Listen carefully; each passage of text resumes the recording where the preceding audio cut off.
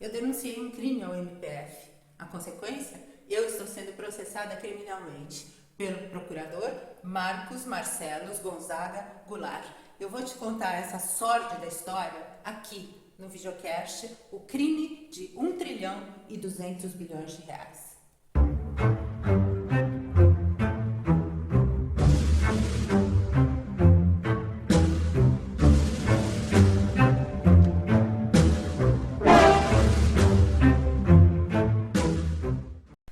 Antes de entrarmos no tópico de hoje, que é o mito do etanol verde, eu quero agradecer muito a você pela audiência.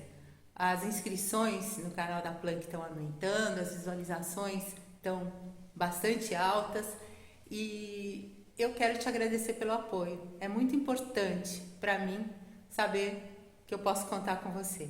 Muito obrigada. Ontem aconteceu um negócio muito chato. As nossas mídias sociais foram invadidas. Além disso, eu estou sendo diuturnamente incomodada por um covardão que está ameaçando a minha vida. Eu não tenho medo.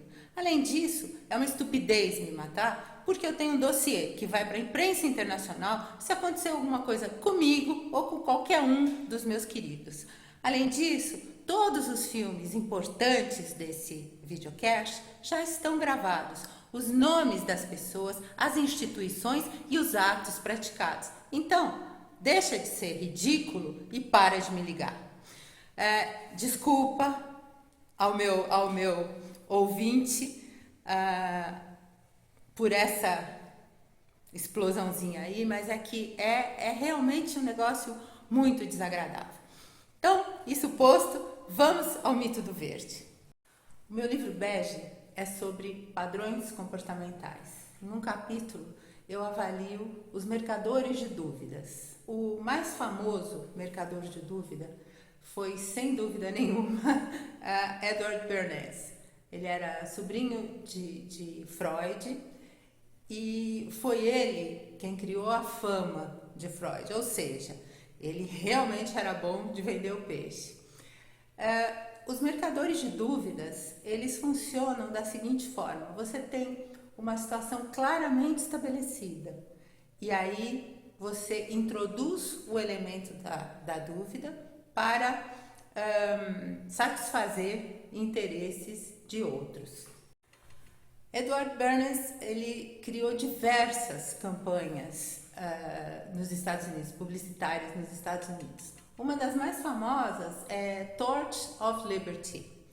As tochas da liberdade, o que eram? Logo depois da guerra, as mulheres fumarem.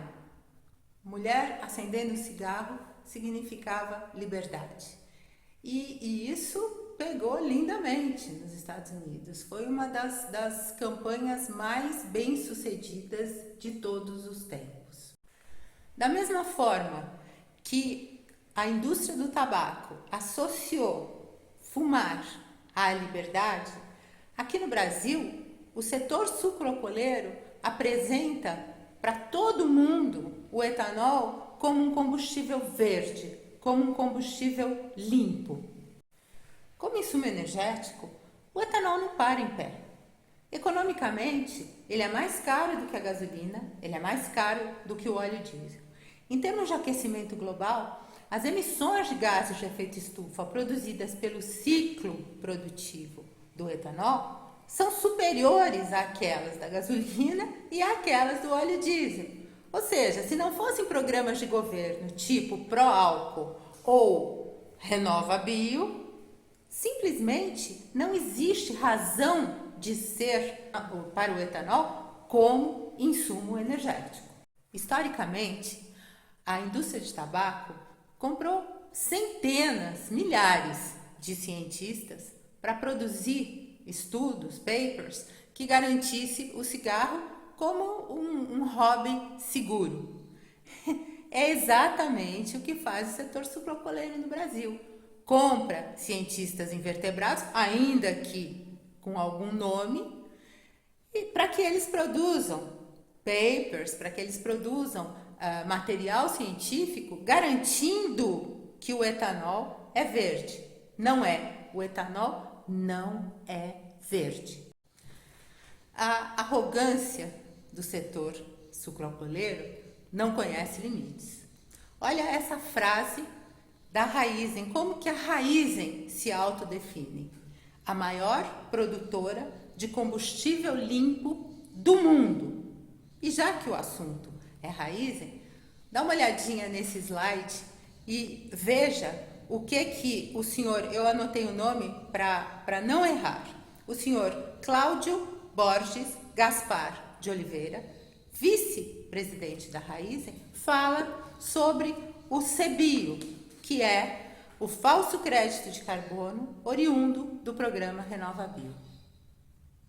Olha se isso é possível. Mais ou menos 1 metro cúbico de etanol é mais ou menos um CBio. É brincadeira, né? Os novos mercadores de dúvida, Miguel Novato, também conhecido como Ivan Lacerda ou Miguel Ivan Lacerda, muito estranha essa história, né? E Paulo Roberto Costa, o nome também carrega um karma.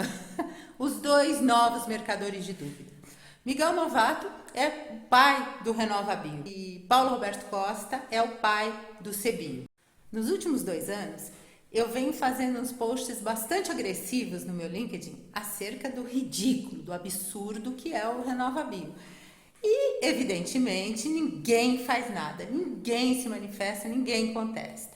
Numa escorregada, o Paulo Roberto Costa deu uma de galo e ficou indignado com a minha postura, falou que ia me processar, enfim, que ia mandar o meu nome por Torquemada.